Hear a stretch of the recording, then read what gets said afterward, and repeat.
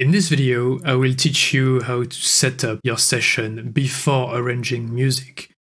It's going to be made in Ableton Live 10, but I believe you can do this in every single DAW. I will firstly move my camera, because this is where things are going to be important. You can see here, I have a bunch of already made groups.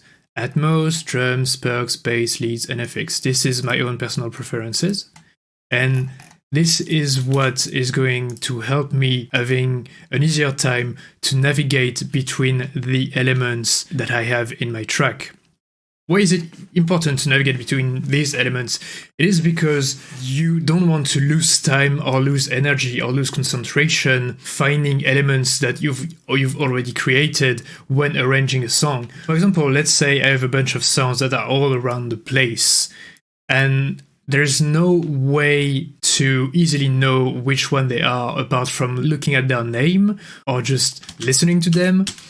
And this is just going to be a mess for arranging, because if you're in the peak of your track and you're like, I need this specific stuff that I've just created, I know it's a lead and I need it right now, but you have no idea in your hundreds of different tracks where it is. You can't have that. Like, you just can't have that. It's gonna be so complicated for you. It's gonna take so much time. It's gonna be so annoying, and it will just lead to frustration. And everyone knows when frustration is building when you produce music, then you just quit or you just get annoyed by your track. And that's how psychoacoustic works. If you quit your track frustrated, then the first thing you will remember when opening the same track the next day will be, I was frustrating and that's why I quit. So yeah, having a good template is important.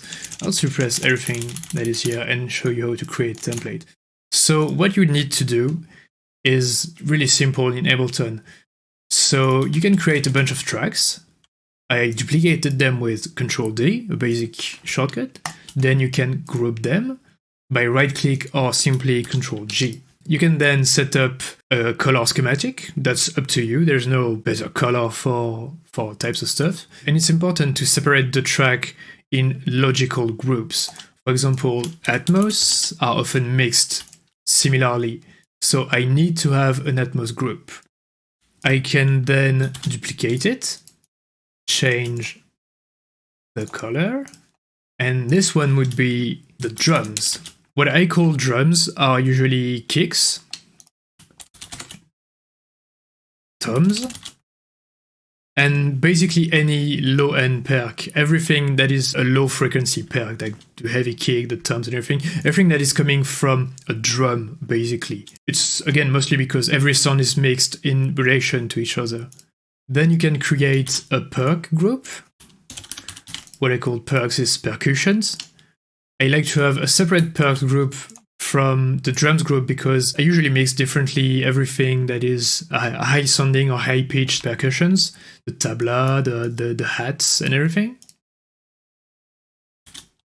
You can then create a lead group. Like you've learned in the previous masterclass, lead is everything that is driving the main part of the track, like synth, like stabs and melodies. So you want to have a lead group, and then you want to have an FXs group, which would be one-shots FXs, every kind of little noises. The colors are absolutely terrible, but it's fine. And then obviously you want to have a bass group,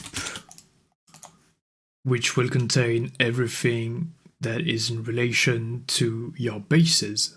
Now that you have all your groups, what you will want is to take time to put every single sound you will create or samples you will use in their specific groups. This is the best way to save you time and brain processing when arranging a track, because like, let's say you're at the peak of the track, it's around 5 minutes and everything is blasting and you have 100 different tracks and tons of sound that you've created during the composition of the track, and suddenly you want this specific percussion sound.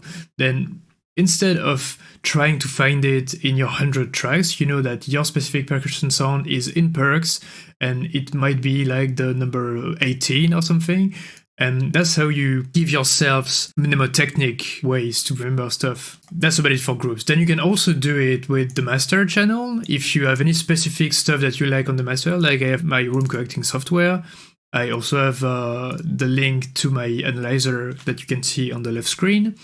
You can set up your return tracks with your favorite reverb, your favorite delay. After that, you're good to go. You just have to go to Options, Preferences, in File and Folder, and then save current set as default. That will create your template, and that's where you will go back every time you open a new session and you start to create. It's always better to do this before you start to create anything. Even before arranging, it will save you tons of time. It's just too mandatory to not talk about. And that's everything you need to set up your session before composing a track.